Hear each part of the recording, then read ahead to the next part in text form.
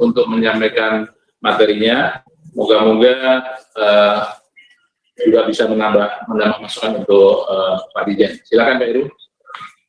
Terima kasih Pak Moderator, Pak Pri, Pak Dirjen, Ketua Umum Persi, para narasumber dan pembahas, serta Bapak Ibu sekalian peserta webinar ini. Saya kebagian juga membahas sebetulnya topiknya adalah masalah dan solusi, tapi karena Menkesnya baru terbitnya 6 April, tampaknya belum terlaksana, jadi saya sedikit kasih judulnya menjadi potensi masalah dan saran solusi. Karena solusinya nanti ada di Pak Dirjen, ini kami berharap dari Pak Dirjen ini. Slide. Saya sebagai pengantar aja, slide berikutnya.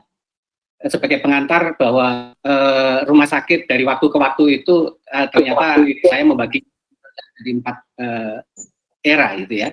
Era pertama rumah sakit itu tempat berjuang dan mengabdi. Itu sebelum era proklamasi. Kita kenal Dr. Cipto, Dr. Sutomo, Dr. Wahidin, Dr. Badar Johan, Dr. Sitanala, dan lain-lain.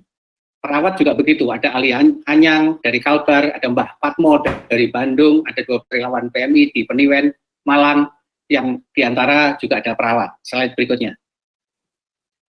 Kemudian slide berikutnya, rumah sakit adalah tempat mengabdi awal kemerdekaan sampai dengan tahun 80-an.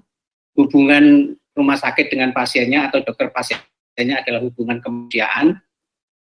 Apapun hasil pelayanan di rumah sakit, selalu ada ucapan terima kasih meskipun dirawat meninggal. Jadi waktu Pak Brik, saya, Pak Ketum, Persi, masih tahun 60-an itu hampir tiap hari membaca di koran bahwa terima kasih kepada rumah sakit ini beserta dokternya yang telah merawat kakek kami atau nenek kami sampai dengan meninggal. Itu karena waktu itu tempat pengabdian. Jadi hampir tidak pernah ada tuntutan dari masyarakat. Selanjutnya berkembang setelah tahun 80 itu untuk rumah sakit pemerintah menjadi sosioekonomi, rumah sakit yang private menjadi sektor industri. Nah, di sini hubungannya menjadi hubungan transaksional, di mana ketika rumah sakit pemerintah menjalankan sosioekonomi, di situ hukum-hukum ekonomi berlaku, maka banyak masalah di sana, tidak dipungkiri. Kemudian juga karena hubungan industri, hubungan transaksional, maka mulai ada tuntutan-tuntutan pada rumah sakit, tuntutan hukum. Lanjut. Nah, berikutnya adalah rumah sakit sebagai tempat pahlawan kemanusiaan, ini di awal 2020. Ya. Nah, di sini rumah sakit tempat mengabdi pahlawan kemanusiaan, tapi mohon maaf, saya coba cari kemanapun, baru sebatas pernyataan dan sebatas tagar. Ini berharap realisasi penetapan sebagai pahlawan. Saya tadi pagi membaca ada berita Gubernur Jawa Tengah menyiapkan taman pahlawan untuk para pahlawan kemanusiaan. Ini bisa ditinjau dari 2 sisi. Sisi positifnya ini penghargaan, sisi negatifnya jangan berharap itu akan terisi gitu ya. Nah, yang juga cukup berat bagi rumah sakit adalah berperan sebagai dukungan logistik dalam situasi darurat. Dukungan logistik dalam situasi darurat, apalagi pasca Kepres nomor 12 tahun 2020 tentang pernyataan sebagai bencana nasional, itu akan berdampak pada penyediaan logistik yang ada di rumah sakit. Lanjut. Ya, kami menyajikan ini berdasarkan ada 3 referensi dari Keputusan Menteri Kesehatan nomor 238 tahun 2010 dan dari 2 surat edaran Pak Dirjen Yankes nomor 958 dan nomor 1116. Lanjut. Ini lanjut saja. Ya, ini saya berhenti di sini agak beberapa saat karena di sini ada jasa konsultasi dokter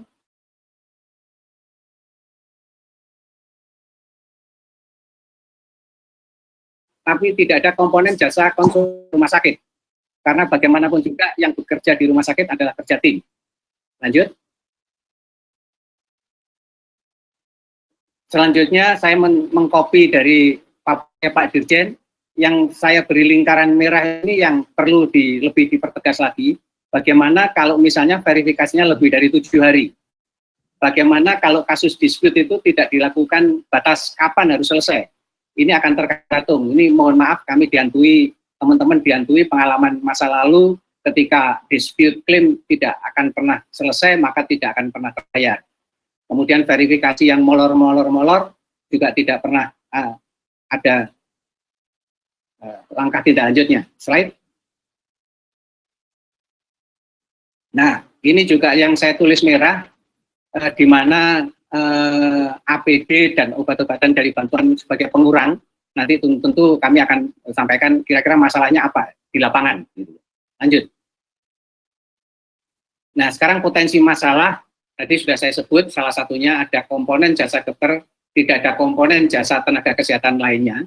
Maka saran solusinya adalah tentu kalau ada jasa dokter juga ada jasa perawat, ada jasa nakes lainnya. Ini supaya rumah sakit tidak jadi masalah. Nah, secara statement tertulis di dalam peraturannya adalah jasa dokter, tapi bukan jasa pelayanan. Sehingga ini yang tentu akan membuat dilema bagi rumah sakit daerah. Kemudian rumus, ini indah sekali rumusnya, tentu teman-teman suka matematik pasti senang dengan rumus ini, tetapi kita dihadapkan pada institusi tempat kemanusiaan mengabdi dan ada rumus ini, lalu ada yang tanya, ini rumus ini dari mana ini asalnya gitu. Nah, waduh, ya nanti coba pada saat kesempatan kami akan mohon Pak Dirjen bisa menjelaskan ini gitu ya.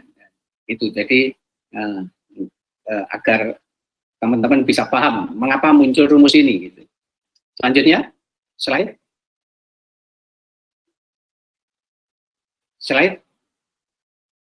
Nah, nilai bantuan APD maupun obat itu banyak tidak diketahui. Kemudian kalau toh ada nilainya, bantuan APD dan atau obat yang diberikan rumah sakit bercampur dengan yang berasal dari berbagai sumber. Ini saya ingat betul pada zaman obat Askes itu dulu hanya boleh untuk peserta Askes. Padahal di Vaskes itu sudah bercampur. Gitu. Bagaimana kita memisahkan itu? Gitu ya. Jadi ini secara teknis cukup sulit. Lalu saran solusinya pengurangan nilai bantuan tidak per klaim pasien. Karena kalau per klaim pasien berarti nanti akan ribet kita mencatat. Si A ini dari bantuan APD, si B ini dari APBN, si C dari APBD dan seterusnya. Ini akan ribet. Ya, jadi ini kami mengusulkan itu. Atau bahkan mungkin sama dengan Bu Susi tadi, nilai bantuan itu tidak diperhitungkan karena ini kan kondisinya sangat darurat. Ibarat orang berperang. Jadi kalau dalam situasi perang, kita selalu mengatakan ini situasi perang melawan corona. Dan rumah sakit berfungsi sebagai duklok. Kalau dukloknya tidak bagus atau tidak bisa mencukupi, maka yang perang akan menjadi kedodoran. Kemudian masalah yang berikutnya adalah bila verifikasi lebih dari 7 hari. Ini juga mohon juga harus ada batasan gitu, karena kalau tidak nanti akan bisa lebih dari 7 hari akhirnya. Padahal di situ tertulis 7 hari kerja, padahal di rumah sakit tidak mengenal hari kerja. Itu yang menjadi fokus kita. Maka saran solusinya adalah waktu verifikasi merupakan salah satu key performance indicator verifikator. Jadi itu supaya semuanya bisa berjalan dengan baik. Lanjut. Kemudian dispute claim tidak ada batas waktu penyelesaian. Sarannya mohon ada batas waktu penyelesaian dispute claim tersebut supaya tidak terkatung-katung karena kita tahu pelayanan untuk COVID-19 ini biayanya tidak gede. Sehingga kalau ada dispute claim maka akan menjadikan tertundanya pembayaran. Kemudian tadi sudah ada slide yang disampaikan oleh Pak Dirjen tentang 3 kategori, COVID sembuh, penyakit penyerta masih perlu perawatan, berarti perlu status pasien JKN, tapi petunjuk teknisnya diatur.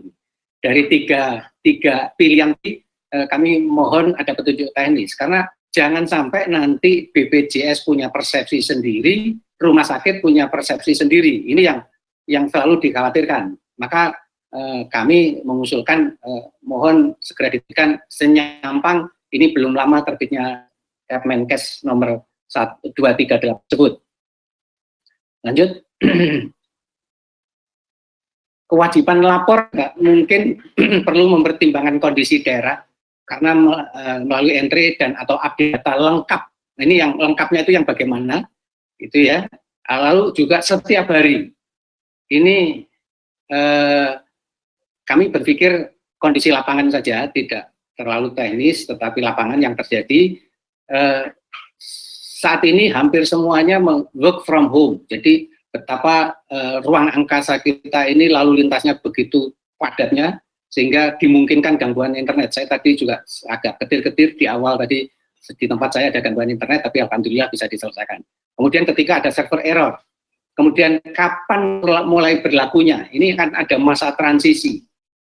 Jadi kalau tidak ada masa transisi, tentu sulit memenuhi kewajiban input pada hari tersebut. Saran solusinya, kalau input tiap hari tidak bisa, mungkin bisa input mingguan atau apapun batasnya, gitu ya. Jadi, dan yang berikutnya juga ada masa transisi antara tanggal 28 Januari pemberlakuan Kemenkes 238 sampai dengan diterbitnya surat edaran, karena kami tadi kaitkan dengan surat edaran sesuai dengan harapan Pak Moderator. Tetapi juga ada masa sosialisasi. Kami yakin banyak teman-teman di daerah masih belum menangkap iki dari Kemenkes tersebut, ditambah lagi adanya edaran tersebut. Ya, jadi harus ada masa sosialisasi yang intens, kemudian ini kita sebut sebagai masa transisi. Selanjutnya, update ketersediaan tempat tidur minimal 2 kali sehari. Ini kok apa tempat tidur bisa berubah setiap jam ya, itu yang kami berpikirnya gitu ya. Maka perlu adanya fasilitasi untuk bridging data ketersediaan tempat tidur dengan SIM-RS atau sistem informasi ketersediaan tempat tidur di masing-masing daerah, sehingga petugas di lapangan tidak menginput data berulang-ulang sebagai sistem informasi. Ini juga harus ada bridging. Tapi terus terang kalau update data ketersediaan tempat tidur 2 kali sehari ini agak, menurut saya agak terlalu cepat ya. Barangkali kalau 5 harian, mingguan itu masih ya, atau harian itu masih bisa, tapi minimum sehari 2 kali ini yang cukup berat bagi teman-teman. Lanjut. Dalam hal pembinaan dan pengawasan, Kemkes, lanjut slide berikutnya. Kemkes, BNPB, BPKP, Dinkes Provinsi, Dinkes Kabupaten Kota melakukan binwas belum sebelum ini. Nah, ini melakukan binwas terhadap pelaksanaan juknis klaim sesuai dengan kewenangannya masing-masing. Nah, ini bahasa hukum yang selalu sesuai dengan kewenangannya masing-masing ini, tentu saya membayangkan nanti rumah sakit akan ribet meladeni para pelaku pembinaan dan pengawasan ini gitu. Jadi sebaiknya saran solusinya ada checklist masing-masing pelaku binwas yang diketahui oleh rumah sakit, sehingga rumah sakit nanti sudah tahu, oh kalau yang datang BNPB yang diperlukan ini, kalau yang datang BPKP yang diperlukan ini, gitu ya, dan seterusnya, gitu ya. Kemudian input berulang.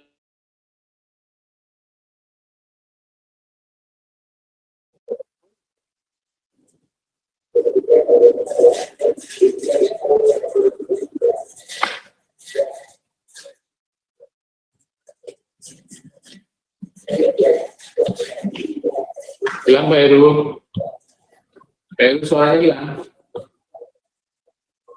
Halo Pak Heru. Dari sembuh atau yang mohon slide suaranya betul ya.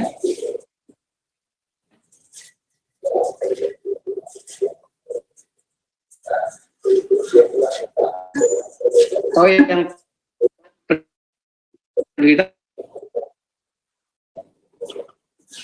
baru ditemukan pertama kali di Raja.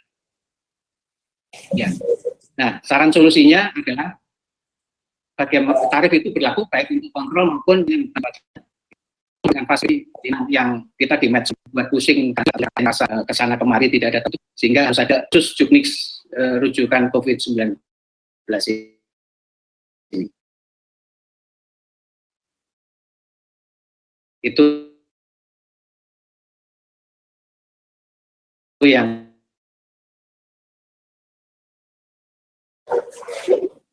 ya. Putus-putus.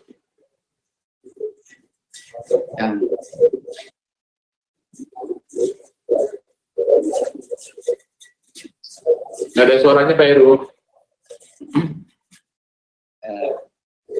kami usulkan. Kesimpulan saya pada siang hari ini, lanjut. Pengaruhnya, kesimpulan ya, terima kasih. Semua bergerak cepat, tetapi banyak faktor berpengaruh di sana. Antara lain tadi sudah saya sebut, jaringan internet, overlap peran stakeholder, waktu untuk sosialisasi juga harus bekerjaan dengan jumlah kenaikan pasien yang juga situasinya semakin gawat. Itu yang juga perlu menjadi pertimbangan. Kemudian yang kedua, rumah sakit daerah berperan sebagai sekali lagi dukungan logistik dan situasi darurat. Itu berarti rumah sakit daerah yang sebagai dukungan logistik dihadap pada kondisi biaya real yang dikeluarkan oleh rumah sakit daerah dengan rumus yang sangat indah tadi, di mana C adalah pengurang bantuan-bantuan itu. Situasi darurat kami usulkan tidak perlu dikurangi. Kenapa? Kalau di negara maju dalam berperang, 100 peluru mungkin kena satu sasaran, mereka sudah bangga. Tapi untuk negara-negara yang sangat terbatas, mungkin 5 peluru harus mengenai 5 sasaran gitu ya. Jadi ini yang kondisinya juga sangat berbeda-beda di lapangan. Oleh karena itu kami berharap yang C ini tidak dikurangkan, tetapi ya sudahlah, ini karena memang situasi sangat darurat gitu ya. Gitu. Kemudian pengaruh Kepres 12 2020 terhadap peran dukungan logistik rumah sakit daerah. Kenapa ini saya sebutkan? Karena tentu ini akan berpengaruh kepada kontrak-kontrak atau perjanjian-perjanjian antara manajemen rumah sakit dengan pihak lain. Ada, kalau di akreditasi ada kontrak manajemen, ada kontrak klinis. Ini yang tentu sangat berpengaruh pada peran rumah sakit sebagai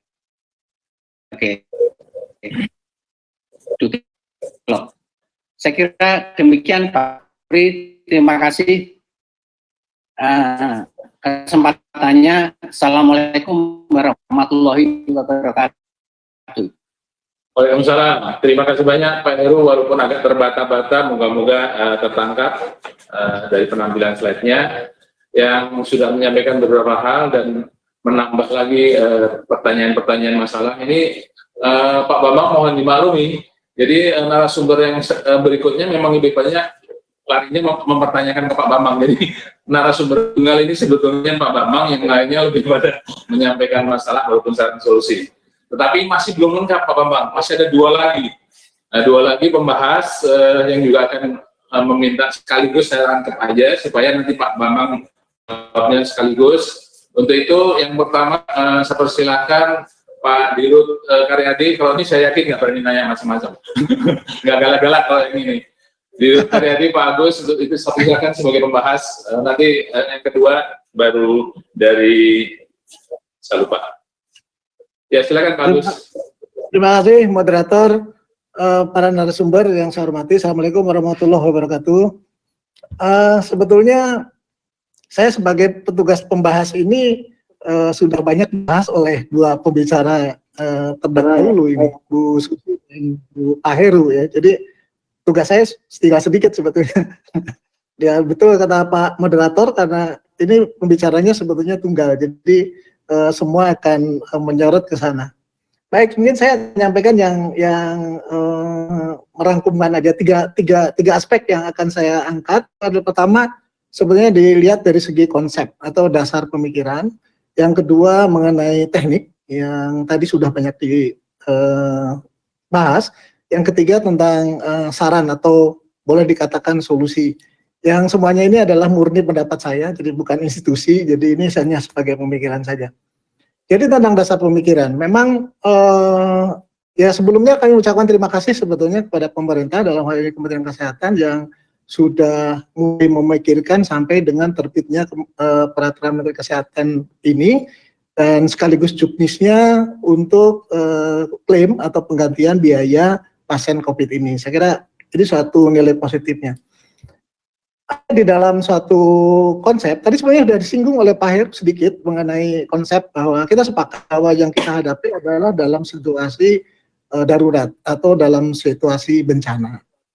Saya tidak tahu mungkin narasumber atau moderator hanya dalam peristiwa darurat atau bencana inilah yang ada tarifnya, Pak. Jadi maksud saya begini, bahwa kondisi tidak menentu ini, dalam hal ini dalam kondisi bencana yang tadi sudah dijelaskan oleh Bu Susi maupun Pak Heru, bahwa kita ini dalam kondisi bersama-sama, jadi semua harus berperan. Yang kedua, bahwa kalau kita bicara tentang tarif atau pembiayaan, kalau kita bicara biaya sekarang tidak ada yang pasti satupun. Sehingga muncul pertanyaan bahwa walaupun mungkin Pak Dirjen tahu dasar perhitungannya begitu ya, tapi tidak sampai disampaikan bahwa nilai maksimum itu juga didapat dari mana gitu ya. Jadi misalnya dihitung dari apakah Jakarta, apakah tadi yang kelompok rujukan 1 dan lain-lain, itu mungkin perlu dijelaskan. Menurut saya begini, kalau ini dasarnya adalah penggantian biaya, maka cenderung bahwa kita itu akan menghitung ya biaya produksi dalam tanda petik ya, biaya produksi.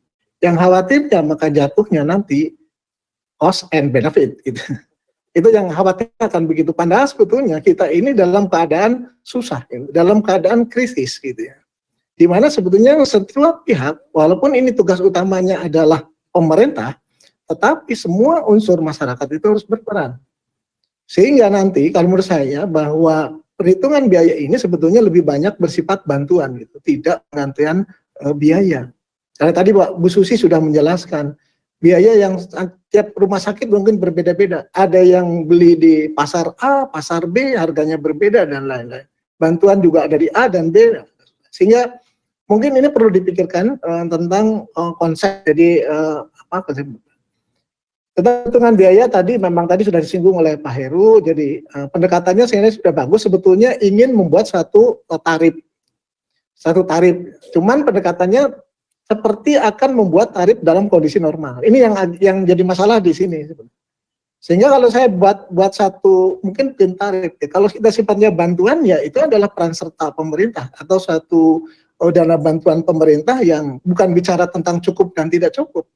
Itu berbagai aspek pertimbangan yang disampaikan oleh pemerintah. Sehingga itulah yang akan diberikan kepada para pemberi pelayanan kesehatan.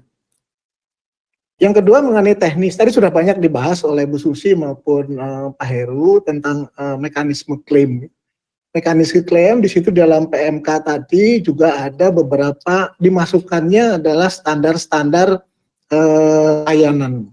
Khawatirnya nanti kan ada pemeriksaan, tapi di atasnya itu, di poin atasnya memang pemeriksaan itu berdasarkan kebutuhan medis. Saya khawatirnya apabila itu digunakan oleh verifikator, pemeriksaan yang tidak sesuai dengan standar atau tidak lengkap seperti standar tadi, ada yang kelewat misalnya, maka itu nanti akan menjadi bahan pengurang, khawatirnya begitu. Sehingga ini memang betul tadi diusulkan oleh Pak Ari bahwa ke depan nanti verifikator pun harus memiliki persepsi yang sama dalam menghadapi seperti ini, gitu ya. Bicara tentang pengurang, memang tadi ini akan walaupun tadi Pak Dirjen kayaknya ada surat edaran baru ya Pak Dirjen.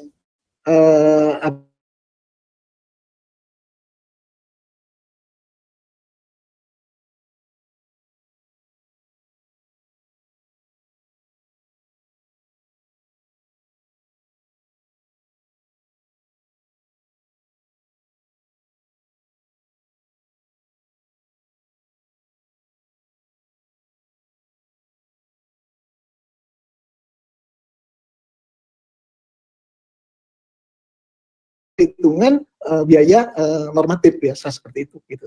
Sehingga nanti apalagi swasta begitu ya, baik pemerintah maupun swasta sekarang sama saja, bahwa itu akan mempunyai suatu persepsi yang sama. Sehingga kebersamaan itu akan timbul dari masing-masing sebagai pelaku bahwa ini dalam keadaan darurat yang harus dilakukan oleh sama-sama dan merupakan kontribusi bersama.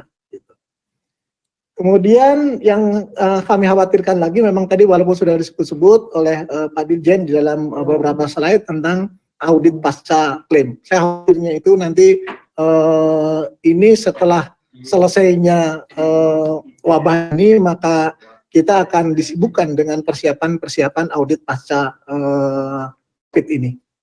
Sehingga saya mempunyai 3 saran saja atau apalah, ini 3 pemikiran saya, bahwa yang pertama bahwa teknologi di dalam sistem penggantian klaim ini mungkin lebih tepat sebagai bantuan pemerintah dalam mengatasi bencana COVID. Itu lebih fleksibel dan itu membangun suatu persepsi yang sama untuk.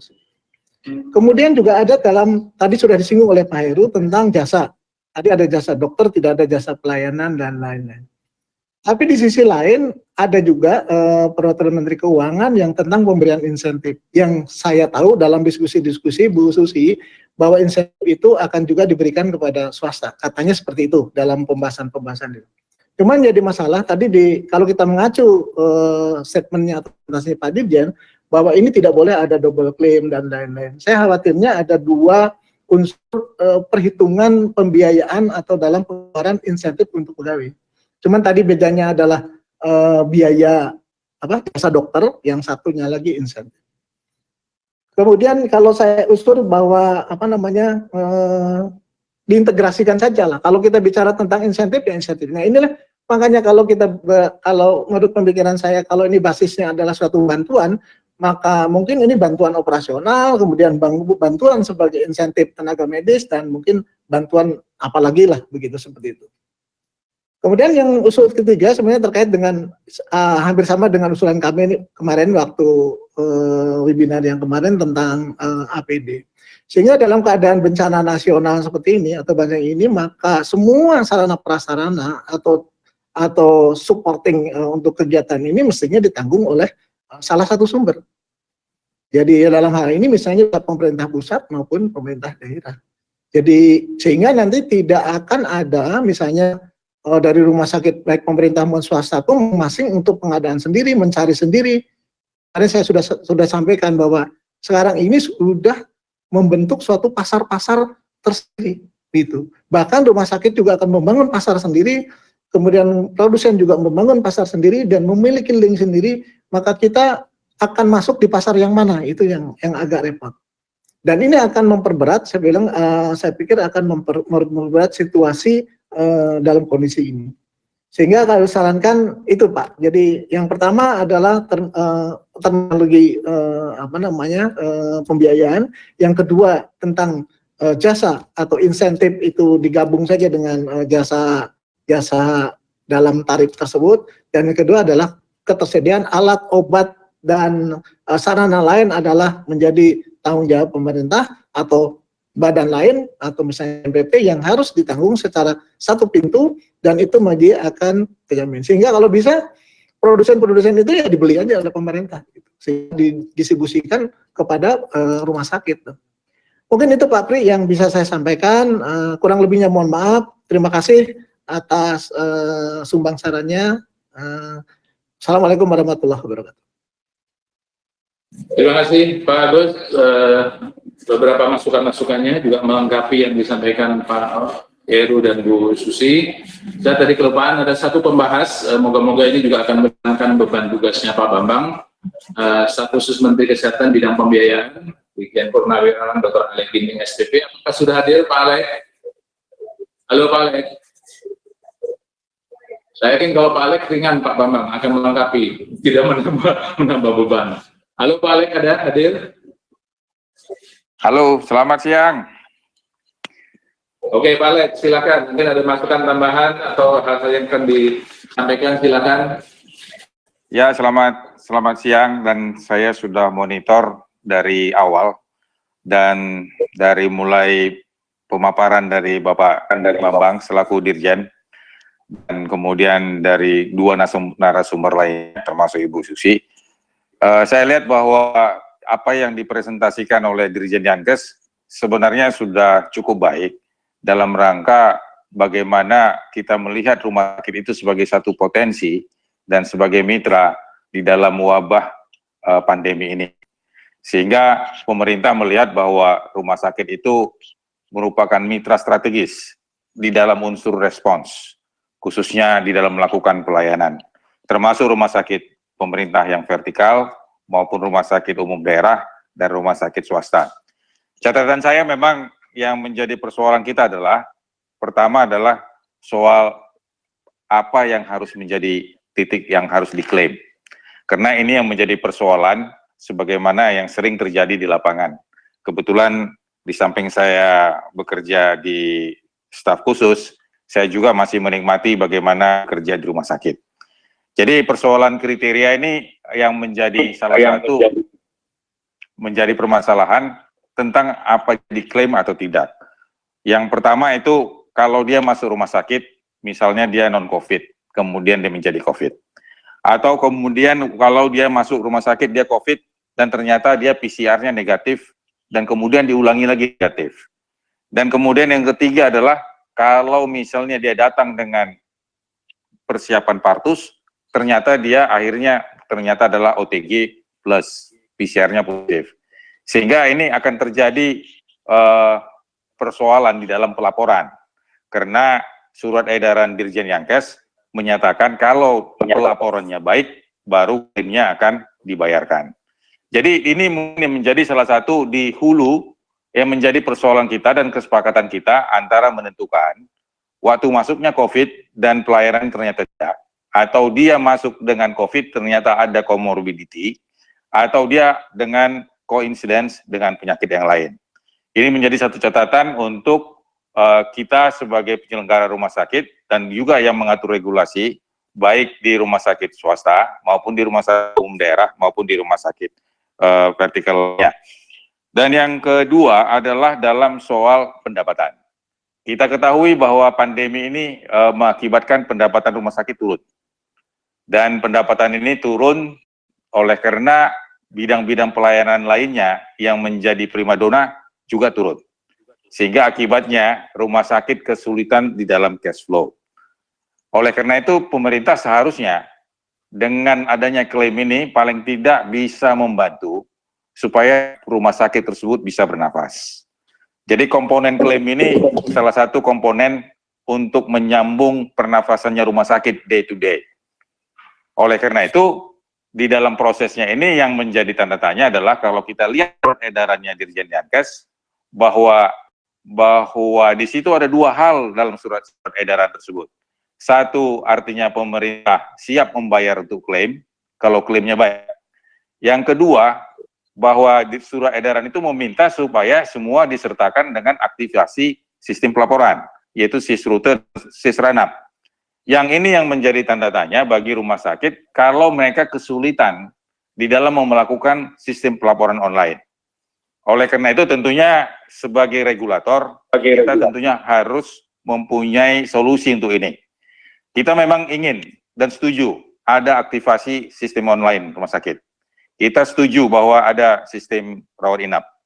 Tetapi ini juga jangan menjadi kendala bagi rumah sakit yang mengajukan klaim kalau misalnya sistem online-nya belum bergerak. Artinya mesti ada terobosan-terobosan di sini. Karena kita tidak mau rumah sakit itu jadi lumpuh. Karena satu-satunya harapan rumah sakit adalah klaim yang oleh karena COVID ini bisa terlaksanakan baik, termasuk juga dari BPJS. Yang berikut juga menjadi persoalan kita adalah masalah SDM. Itu mula-mula rumah sakit ini mendapatkan pasien coronavirus, dan kemudian 1-2 ternyata dia adalah confirm case, dan kemudian yang lainnya PDP, dan sebagian besarnya lagi ODP, akhirnya isolasi, rumah sakit kehilangan SDM. Karena isolasi 2 minggu. Ini juga merupakan kerugian-kerugian potensial dalam melakukan pelayanan. Di samping itu juga, kalau kita lihat setelah April, banyak dokter yang DPJP ataupun dokter umum yang ada di UGD, itu banyak yang sudah diisolasi dan dirawat inap. Ini kita pikirkan juga bahwa mereka juga harus mendapat dukungan yang secara real dari pihak sakit dan juga dari pihak pemerintah. Karena tidak semua mereka yang di frontliner itu ada mereka yang berhadapan dengan pasien itu sendiri. Tapi banyak juga komponen-komponen lain. Tapi kalau komponen utama, mereka ini sebenarnya harus mendapat dukungan yang lebih khusus sehingga insentif itu tetap membuat para dokter, para perawat bisa menjalankan tugasnya di rumah sakit. Bayangkan kalau misalnya 1/3 dari rumah sakit itu akhirnya harus isolasi mandiri. Atau 1/4 dari rumah sakit masuk rawat inap. Karena belakangan ini, kalau bulan-bulan lalu kita bicara ODP, belakangan ini kita banyak bicara mengenai OTG, bahkan orang tanpa gejala dengan PCR positif. Ini juga harus kita perhitungkan kalau misalnya masalah pandemi ini akan berjalan berapa bulan lagi yang akan datang. Yang berikut juga adalah masalah kalau misalnya sistem klaim yang menyangkut verifikasi dan kemudian bagaimana pekerjaan verifikator. Ini tentu mesti ada rumusan yang sama antara klaim rumah sakit yang diverifikasi mungkin oleh BPJS, disupervisi oleh Dinas Kesehatan, harus punya pengertian yang sama di dalam mengatur klaim tersebut. Sehingga klaim tersebut tidak akhirnya membuat terjadi kerugian-kerugian secara finansial atau kerugian dalam soal waktu, mengakibatkan cash flow rumah sakit akan terganggu. Nah, tentu di sini kembali lagi pada regulator, kembali lagi kepada verifikator, agar bisa mengambil keputusan sesuai dengan wilayahnya masing-masing. Artinya tidak bisa disamakan itu dengan wilayah yang Jabodetabek dengan wilayah yang terjadi misalnya kasusnya di NTT, di Kabupaten Sika. Sehingga dengan demikian, klaim itu bisa berjalan sebagaimana yang diharapkan oleh dalam aturan yang dilakukan oleh Yankes, berjalan dengan sesuai dengan waktu yang telah akan ditempuh. Dan yang berikut juga adalah mengenai logistik. Logistik tentu banyak bantuan-bantuan, banyak donasi-donasi. Tapi saya kira kalau sepanjang itu donasi yang tidak mengikat dan tidak mengatur pembelanjaan, itu adalah tetap donasi. Kecuali itu diberikan sebagai bantuan yang dibiayai oleh APBN, sehingga itu bisa diperhitungkan untuk di dalam klaim. Tapi kalau itu hanya donasi oleh karena CSR dari berbagai perusahaan, saya kira itu jangan dimasukkan sebagai perhitungan di dalam pengajuan klaim. Karena APD komponen yang paling utama di dalam pelayanan rumah sakit. Dan APD itu komponennya besar. Oleh karena itu, kita jangan memperhitungkan logistik itu menjadi bagian dari perhitungan pengurangan klaim yang ada. Dan saya setuju tadi dengan usulan dari rumah sakit swasta, bahwa insentif PPH ini harus bisa kita koordinasikan. Tentunya ini akan pekerjaan rumah kita untuk lintas kementerian. Termasuk juga di situ insentif pajak. Karena masalah pajak ini masalah beban bagi rumah sakit swasta. Dan kita tahu bahwa rumah sakit swasta banyak yang sudah dedicated untuk pelayanan COVID. Dan kita berterima kasih terhadap rumah sakit swasta yang sudah dedicated. Apakah dedicated satu rumah sakit, atau satu wing, atau beberapa kamar, tapi paling tidak kita sudah bisa memberikan apresiasi melalui koordinasi lintas kementerian agar bisa mendapatkan insentif ataupun pengurangan pajak sebagaimana yang tadi telah kita lakukan. Dan Bapak Ibu sekalian, kita juga bisa melihat bahwa di dalam pengobatan COVID, kita tidak mengobati PCR, kita tidak mengobati rapid test. Yang kita obatin itu adalah pneumonia. Jadi pneumonia itu bisa ringan, sedang, dan berat. Dan itu ada ukurannya dan ada kriterianya, apa intervensinya, dan kapan itu masuk ICU, dan kapan itu intermediate. Sehingga penghitungan itu sebenarnya jelas, kalau kita bisa melakukan itu. Tapi sepanjang kita menunggu PCR, ini akan terjadi delayment, penundaan. Kalau terjadi penundaan, biaya akan makin tinggi, cost makin tinggi. Tapi kalau dia tanpa menghitungkan PCR, tapi kita melihat kriteria klinis, dan ini pneumonia, dan kita bisa intervensi, maka dia akan semakin cepat dia masa tinggalnya di rumah sakit. Yang terjadi kenapa masa tinggalnya berlama-lama? Karena terlambat mendapat kloroquine, telat mendapat oseltamivir, telat mendapat azithromycin. Kenapa telat? Karena menunggu PCR. Ini menjadi persoalan, atau menunggu rapid test, sehingga masa tinggalnya di rumah sakit makin panjang. Belum lagi menyangkut comorbidity. Oleh karena itu sebenarnya semakin early kita lakukan intervensi, semakin sedikit length of stay-nya di rumah sakit. Dan ini akan menguntungkan bagi rumah sakit di dalam pelayanan. Yang berikut lagi adalah di dalam rangka SDM, tentu kita harus bisa melakukan penghematan. SDM itu adalah cost yang paling tinggi. Kita tidak mau dokter itu gugur, karena kalau gugur itu nilainya MM-an itu. Itu adalah aset yang mahal. Oleh karena itu, kita juga harus bisa mengatur bagaimana pelayanan mereka, supaya mereka juga ada fase istirahat, termasuk juga para perawat. Tidak bisa kita fullkan mereka terus-menerus ada di UGD. Jadi ada masa-masa mereka supaya ada pemulihan. Sehingga dengan demikian SDM ini juga yang sebagai salah satu aset kita nggak kehilangan. Kita sudah hampir kehilangan dokter hampir lebih di atas 20-an. Itu yang masih dilaporkan, belum lagi yang lain. Jadi ini juga adalah salah satu yang harus kita perhitungkan sehingga kita mempunyai perhatian terhadap mereka. Kita berterima kasih kepada Menteri Keuangan bahwa mereka yang meninggal atau gugur di pelayanan akan mendapat santunan. Tapi kita juga tidak ingin dokter kita, para medis kita, perawat kita gugur walaupun ada SK Menteri Keuangan. Oleh karena itu, saya mengapresiasi surat edaran yang telah diatur oleh Dirjen Dinkes, tapi tentu perlu petunjuk-petunjuk teknis yang lebih tajam, sehingga ini bisa mengatur di daerah maupun di pusat, di rumah sakit swasta maupun di rumah sakit daerah. Demikian Pak Pri, terima kasih. Terima kasih banyak Pak Alex selaku staf khusus Menteri Bidang Pembiayaan. Ada beberapa tambahan masukan-masukan yang juga sekaligus saran yang diharapkan ini juga akan menjadi tindak lanjut dari kita semua. Dan terakhir saya mohon pembahas dari Direktur Utama Rumah Sakit RSUD Sukapura yang memiliki tamu Ibu Dr. Umi SPKM. Untuk waktu saya persilakan Bu. Baik, Assalamualaikum warahmatullahi wabarakatuh. Terima kasih kesempatannya Pak Supriyantoro. Alhamdulillah, Bapak Ibu, saya mewakili Arsamu, Asosiasi Rumah Sakit Aisyah Muhammadiyah, mengapresiasi seluruh pembicara dan termasuk narasumber yang juga sudah membahas berbagai hal tentang KMK 238 dan permasalahan.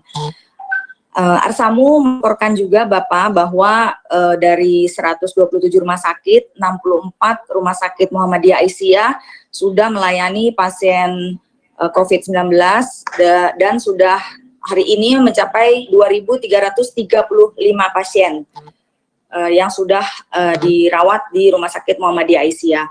Tadi dua pembahas sudah membahas cukup banyak tentang yang lain yang sudah diungkapkan oleh para narasumber.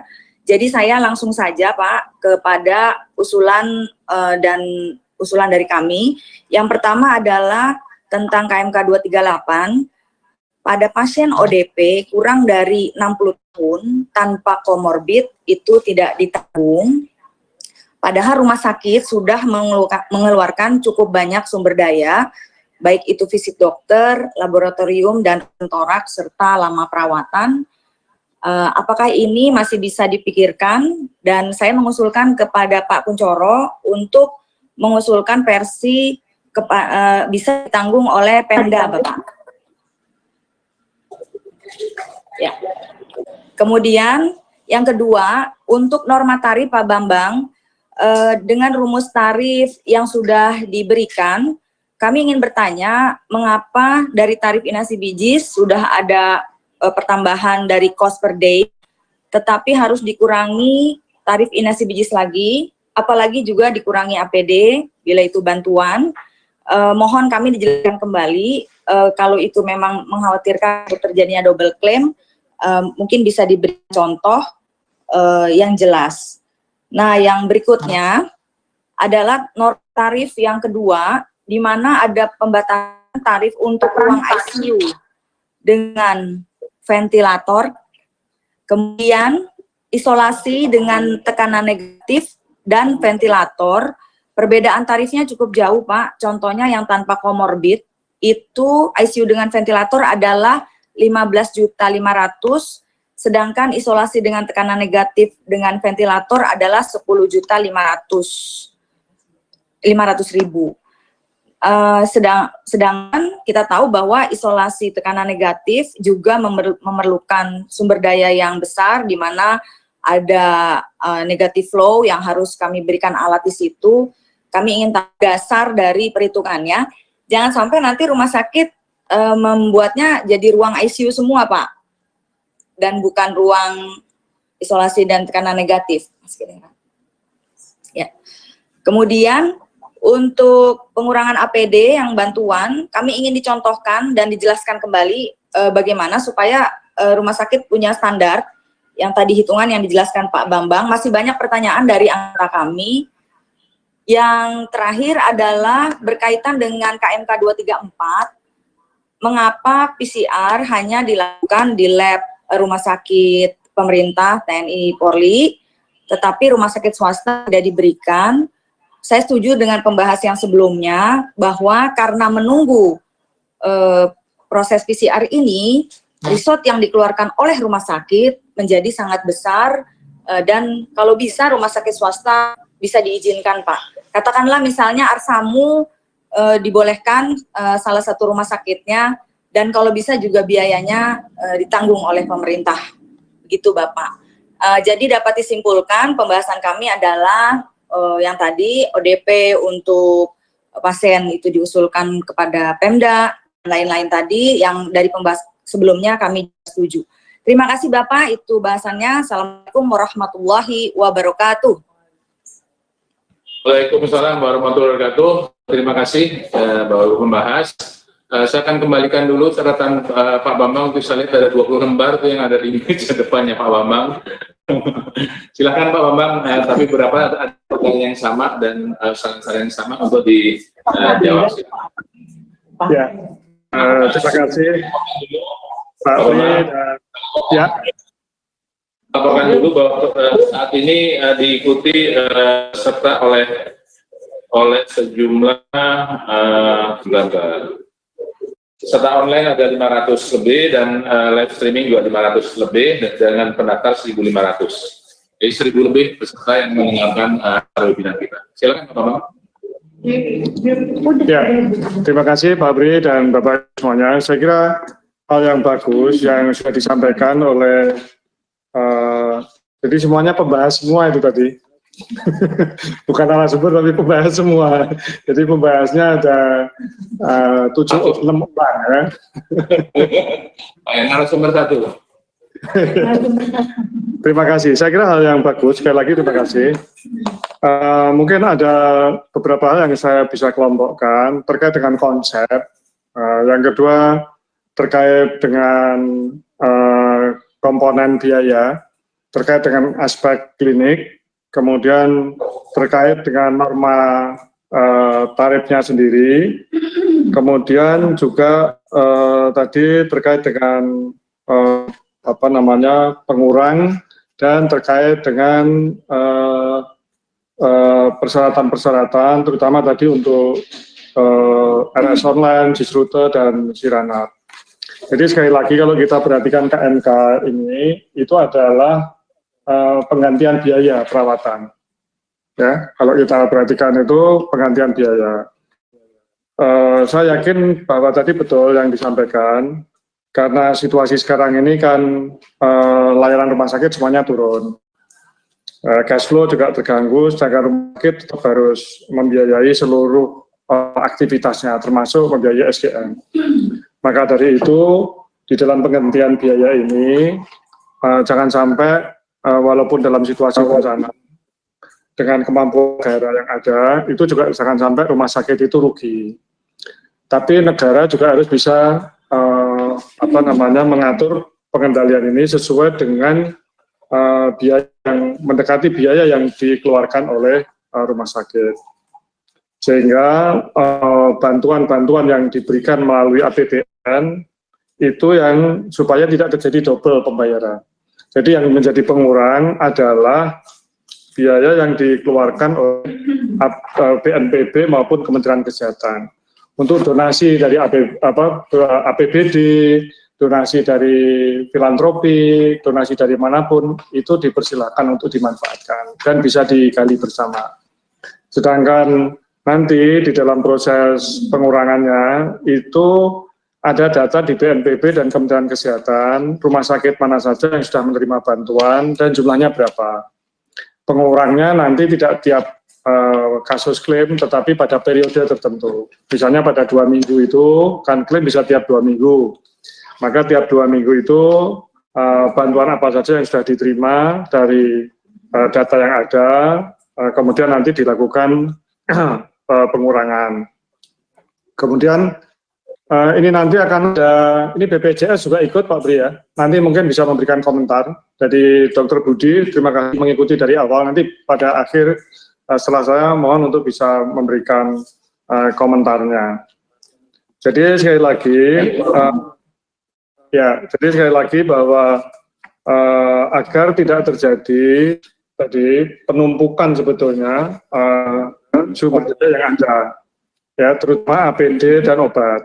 Maka dari itu APD yang harganya fluktuatif itu menjadi bagian dari intervensi yang dilakukan pemerintah. Ya, pengurangnya nanti juga harganya tidak mengikuti fluktuasi itu, tapi menjadi bagian dari harga yang ditentukan dari awal. Dan kalau toh itu harganya lebih mahal, itu menjadi subsidi yang diberikan oleh pemerintah. Tetapi tidak terjadi double. Misalnya saja APD itu ada yang harganya awalnya 375 overall ya, sekarang bisa mendekati 700 atau 800 ribu. Yang kami usulkan sekarang itu dihitung hanya gaun dan atau coverall ya, yang harganya 400 ribu. Ini yang sedang kami dorong. Jadi kalau nanti rumah sakit menyelenggarakan diri dipersilakan, tapi paling tidak pemerintah mendorong mendistribusikan. Kalau semuanya harus disediakan pemerintah itu juga berat, karena untuk pendistribusian dan sebagainya itu juga tidak gampang. Kami khawatir dan juga faktanya tidak semuanya bisa terdistribusi dengan kecepatan waktu yang ada. Kalau totalnya ada, itu belum tentu juga bisa terdistribusi dengan baik. Sehingga ini tetap ada bantuan, kemudian ada pengurang, tapi pengurang itu tidak memberatkan rumah sakit. Kami juga menghitung dari komponen biaya yang ada, itu sebetulnya komponen-komponen biaya itu kami hitung. Kami memang menggunakan, karena kita perlu waktu cepat, pada waktu awal itu yang membuat perawatan penuh adalah persahabatan dan RSPI. Sehingga kami menggunakan kertas kerja dari 2 rumah sakit ini. Walaupun kami juga meminta pembanding dari beberapa rumah sakit kelas A yang lain. Jadi dengan standar pelayanan yang ada di RSPI dan persahabatan, kami menghitung, membuat kertas kerja untuk menghitung komponen biaya. Nah, sehingga komponen biaya tadi itu dimasukkan semuanya. Tadi misalnya dari Pak Heru terkait dengan dokter, ya maksudnya itu semua komponen di situ ya, itu tergabung di situ. Terkait dengan biaya visitor dan sebagainya. Itu masuk di sana. Nah, maka dari itu, karena di Permenkes 59 itu menggunakan inasibicis untuk bencana, maka kami harus memasukkan komponen inasibicis ini agar konsisten. Tetapi kalau kita masukkan dua-duanya, maka akan terjadi double bayar. Ya, termasuk rawat inap, biaya akomodasi, biaya administrasi, dan sebagainya. Maka tetap kami menggunakan inasibicis, tapi A dikurangi A. Gitu, jadi hilang. Gitu. Sebetulnya konsep ini juga sebetulnya mau mengakomodir cost per day. Ya, cost per day. Tetapi harus mengikuti inasibicis, maka semuanya harus mengikuti inasibicis. Di sini yang kemudian kita membuat norma rumus ini bersama-sama pada waktu itu, kemudian menghasilkan norma seperti itu. Jadi sebetulnya yang digunakan kalau seperti ini, kita tetap menggunakan PMK 59 masuk di sini, tetapi yang digunakan sebetulnya pada realnya itu adalah cost per day. Ya, yang dihitung berdasarkan kertas kerja dari 2 rumah sakit yang dari awal memberikan layanan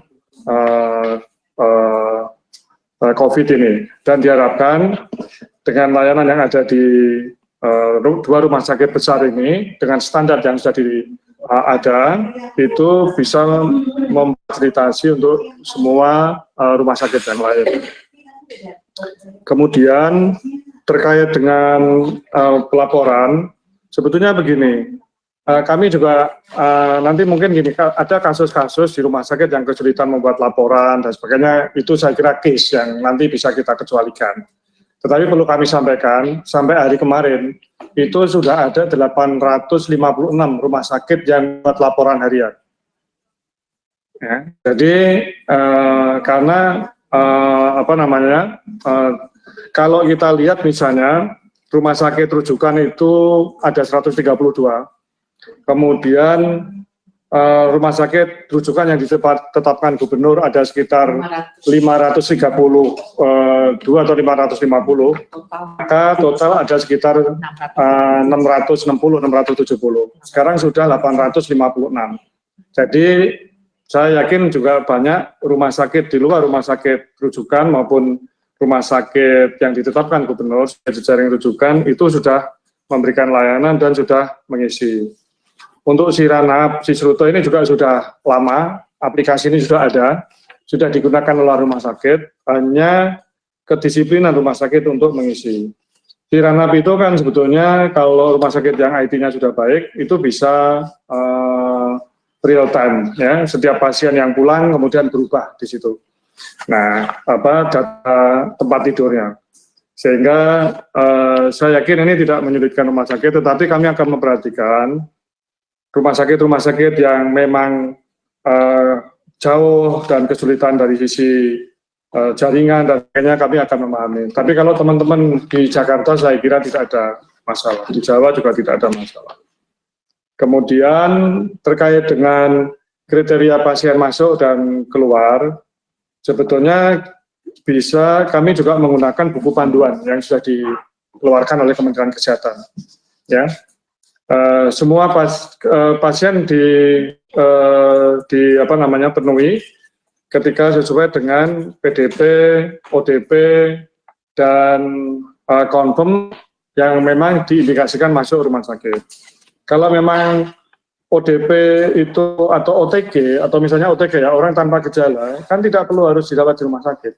Ini tentunya dilakukan isolasi mandiri atau di penampungan yang disediakan oleh pemerintah daerah atau satuan tugas.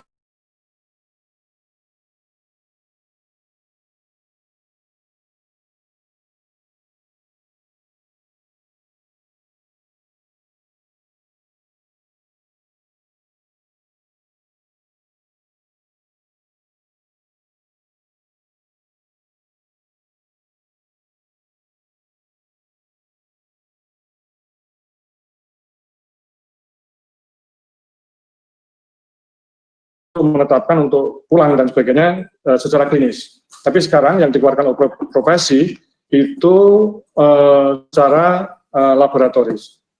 Bisa dengan PCR dan di panduan yang dikeluarkan oleh Kementerian Kesehatan di buku revisi keempat, itu kalau tidak ada atau tidak ada akses untuk PCR bisa menggunakan rapid test. Dan sekarang sudah didistribusikan ke seluruh di kesehatan yang ada.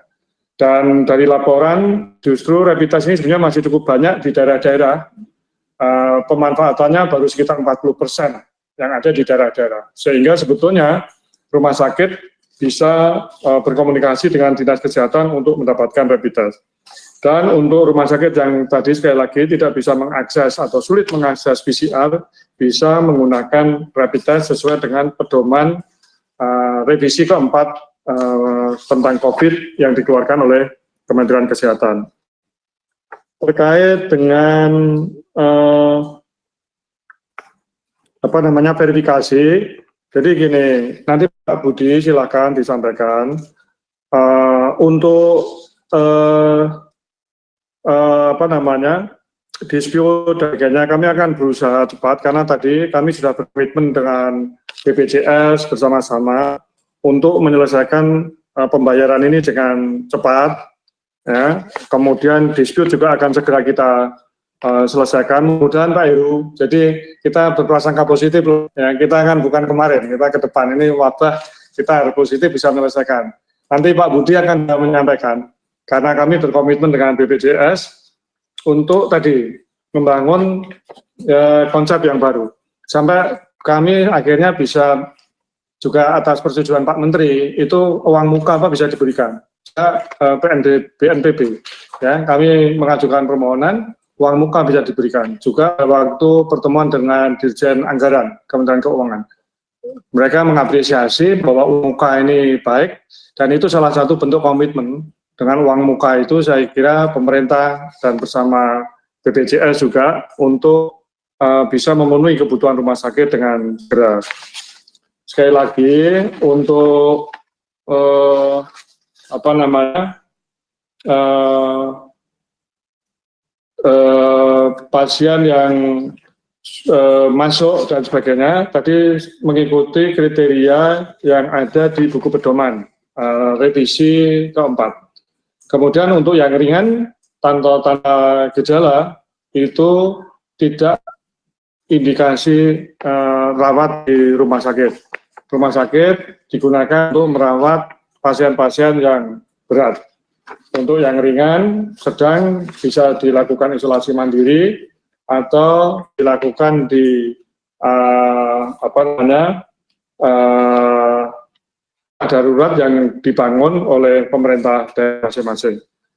Terima kasih Pak Bri, izin Pak Budi untuk bisa menyampaikan dari BPJS terkait dengan verifikasi.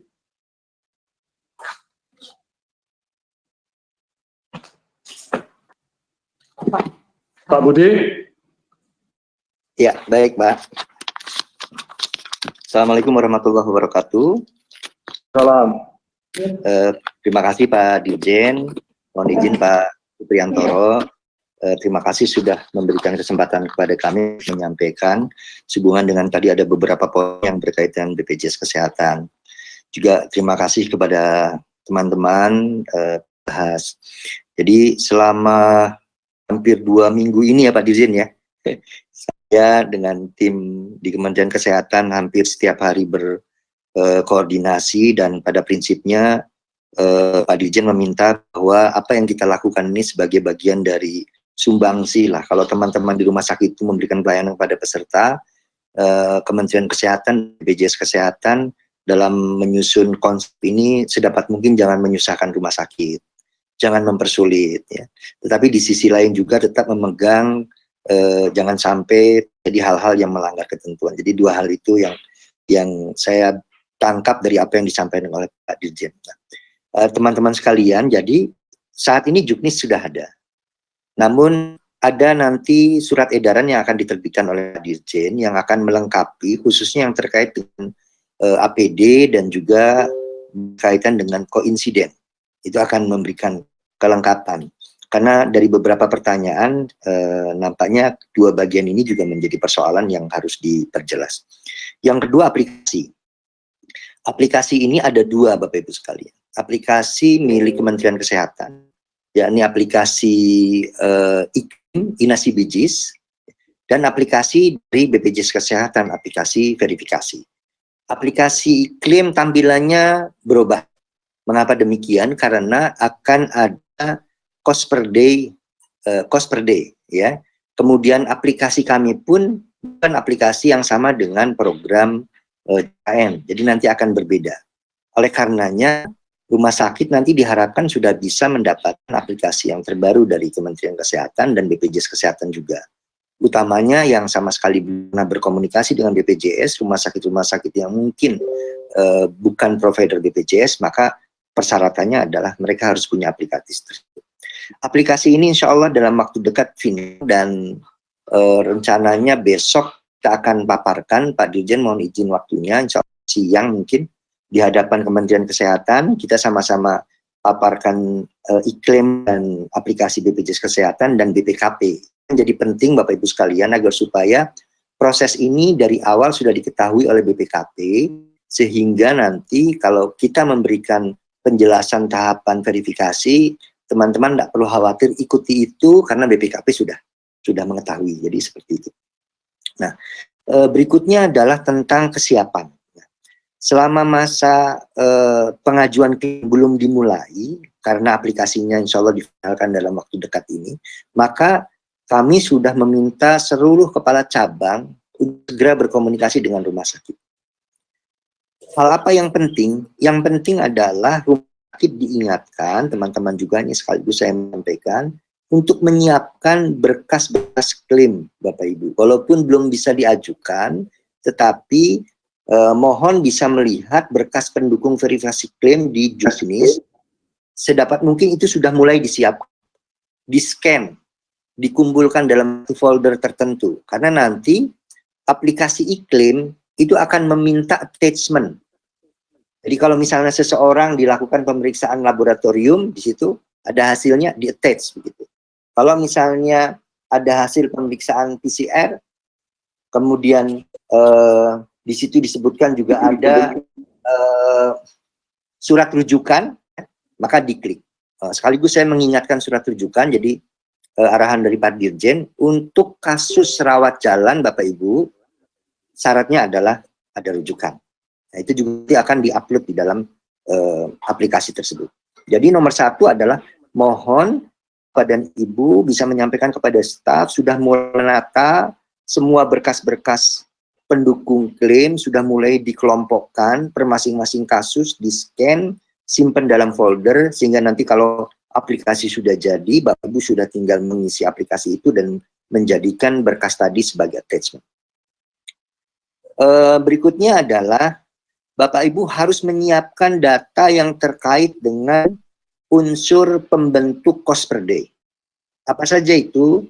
Yang pertama adalah tempat perawatannya, apakah di ICU, ataukah di ruang isolasi, alat-alat dukungnya, apakah ada ventilatornya, apakah ada tekanan negatif atau tidak. Karena komponen itu akan memberi pengaruh besar terhadap besaran unit cost per day. Ya. Jadi, mohon maaf, sekiranya nanti di dalam kami meminta data kepada Bapak Ibu sekalian di rumah sakit, ternyata di sana tidak ada ventilator, kemudian tidak ada ruangan bertekanan negatif, maka itu bisa dipastikan klaim Bapak dan Ibu tidak ada klaim yang mengajukan di sana tertulis menggunakan ventilator atau tekanan negatif. Maksudnya di sana. Kalau kami dari awal sudah mendapatkan data tersebut, kemudian Bapak Ibu mengajukan klaim, maka kami akan setujui karena kami mengetahui bahwa di dalam catatan kami di rumah sakit Ibu memang benar ada ICU, memang ada ventilator, dan itu pun jumlahnya harus terhitung. Jadi jangan sampai juga misalnya dalam satu hari ada pengajuan klaim pada hari yang sama penggunaan 10 alat ventilator, data yang kami miliki rumah sakit tersebut ternyata hanya memiliki 1 ventilator misalnya, seperti itu contohnya. Berikutnya adalah kesiapan data APD. Sebagaimana yang disebutkan oleh Pak Dirjen tadi, APD dalam hal ini akan dilakukan pengurangan. Filosofinya adalah jangan sampai negara memberikan pembiayaan double. Satu sisi sudah memasukkan APD di dalam komponen tarif, di sisi lain ternyata ada bantuan APD. Jadi Bapak Ibu sekalian tolong diinventarisir APD-APD hasil bantuan dari pemerintah saja. Tidak APD dari hasil bantuan yang swasta tadi, yang kalau nggak salah Bu Susi sempat menyampaikan kalau dari pribadi-pribadi itu tidak masuk di sana, Bu. Karena kalaupun misalnya rumah sakit menggunakan itu bukan berarti double pembiayaan dari pemerintah. Jadi monggo aja rumah sakit kalau memang mau mendapatkan bantuan dari masyarakat swasta itu tidak menjadi bagian dari pengurangan seperti itu. Nah, Bapak dan Ibu sekalian, saya coba merinci bahwa persoalan yang potensi nanti menjadi problem ke depan itu adalah terkait penghitungan cost per day, masalah pengurangan, ya. Yang ketiga adalah soal switching penjaminan tadi. Penjaminan yang awalnya COVID misalnya, atau awalnya bukan COVID menjadi COVID dan lain sebagainya. Nah, khusus untuk yang switching penjaminan nanti di dalam edarannya Pak Dirjen, insya Allah akan perjelas sehingga dalam kesempatan ini saya dengan Pak Dirjen juga belum bisa menyampaikan secara detail, tapi insya Allah nanti data tersebut akan kita berikan melalui surat edaran.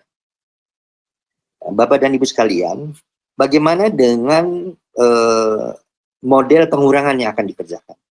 Jadi nanti pengurangannya tidak per kasus, ya. Tadi ada yang menyampaikan Mas Heru, saya jangan per kasus. Betul, kita nggak akan per kasus nanti. Nanti kita cukup melihat saja rumah sakit ini dalam kurun waktu pengajuan klaim, antara misalnya klaim diajukan untuk pelayanan tanggal 1 sampai dengan tanggal 15 misalnya. Kita lihat di masa itu ada bantuan nggak? Kalau misal di masa itu ada bantuan, maka kami tinggal mengurangi saja terhadap APD yang ada di sana. Kementerian Kesehatan nanti akan menetapkan berapa besaran APD tersebut. Dan ada rumusan nanti berapa sebenarnya setiap orang itu diperkenankan untuk menggunakan APD. Nanti tidak berupa detail menurut arahan Pak Dirjen, nanti akan ditetapkan satu angka angka itu nanti akan mungkin bersamaan dengan edaran tersebut.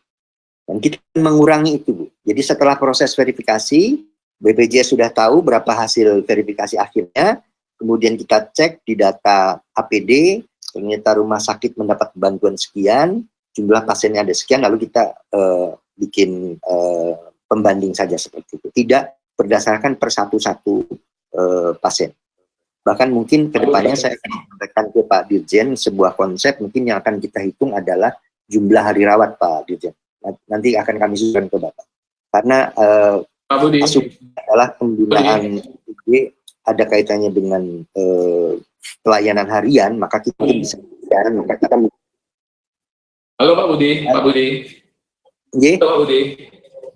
Ya, Pak Budi, kebetulan karena waktunya sampai jam 3, dan saya kira yang disampaikan Pak Budi sangat menarik.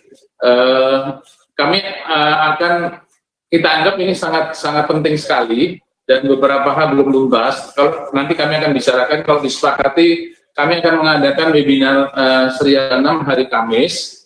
Jadi akan sangat terima kasih. Nanti Pak Budi bisa menjelaskan lebih detail pada hari Kamis. Kira-kira bisa nggak Pak Budi? Insya Allah kami upayakan Pak Supriyantoro. Baik Pak, kalau memang waktu ini sudah jam 15 ini, nggih. Betul. Dan saya sebenarnya penjelasan Pak Budi sangat penting, dan saya pikir teman-teman juga memerlukan lebih detail, walaupun ini belum selesai, tapi paling tidak bagaimana rumah sakit mempersiapkan diri sebelum berbagai aplikasi ini datang, sehingga nanti begitu aplikasi ini jadi, rumah sakit sudah dengan mulus tinggal menyampaikan tadi beberapa sudah disampaikan, tapi kelihatannya dalam waktu yang sempit ini apa yang disampaikan Pak Budi jadi terlalu pendek. Justru itu untuk kami akan banyak narasumber, karena toh juga ini hanya narasumbernya satu, Pak Bambang.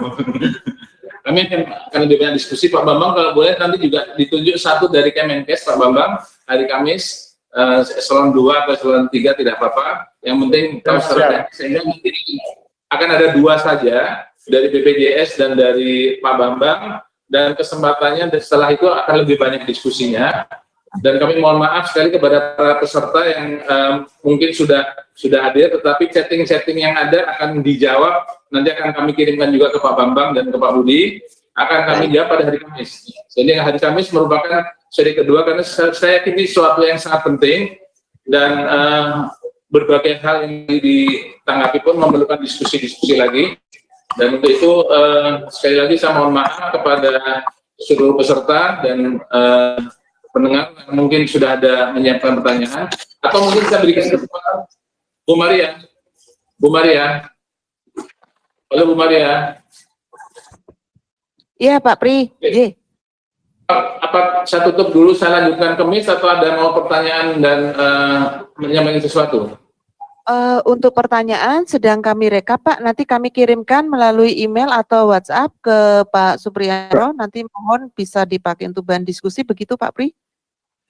Oke, jadi putusan ini waktu habis ya, kita putuskan kita close, tapi hari Kamis kita harapkan para peserta webinar akan hadir lagi, karena kami akan meneruskan diskusi ini. Halo ya. Tidak akan banyak narasi, mungkin hanya penjelasan 2 saja, dari Kemenkes lebih teknis dan dari BPJS, sehingga mungkin akan lebih bermanfaat untuk rumah sakit bagaimana mempersiapkan proses klaim sampai kemudian aplikasi ini jadi. Demikian Bapak Ibu sekalian, terima kasih. Saya tidak perlu simpulkan karena memang ini baru setengah diskusi. Kita akan lanjutkan lagi pada hari Kamis. Dan terima kasih sekali Pak Bambang yang dengan penuh waktu telah meluangkan waktunya 3 jam untuk hal ini dan dengan berbagai penjelasan. Saya yakin memang teman-teman belum puas, tetapi kita apresiasi ikhtiar dari pemerintah untuk memberikan pengajian biaya ini. Semoga betul-betul segera terrealisir dan nilainya betul-betul sepadan dengan apa-apa yang telah dikeluarkan oleh rumah sakit. Dan tentunya ini bukan kerjasama bersama, sehingga baik rumah sakit, pemerintah, semuanya mampu kita sama-sama menyelesaikan masalah pandemi ini dengan sebaik-baiknya. Sekali lagi terima kasih, mohon maaf, dan para narasumber, para pembahas, terkhususnya Pak Bambang, dan juga para peserta yang telah mengikuti ini, kita tutup. Terima kasih, wassalamualaikum warahmatullahi wabarakatuh. Waalaikumsalam. Waalaikumsalam warahmatullahi wabarakatuh. Waalaikumsalam warahmatullahi wabarakatuh.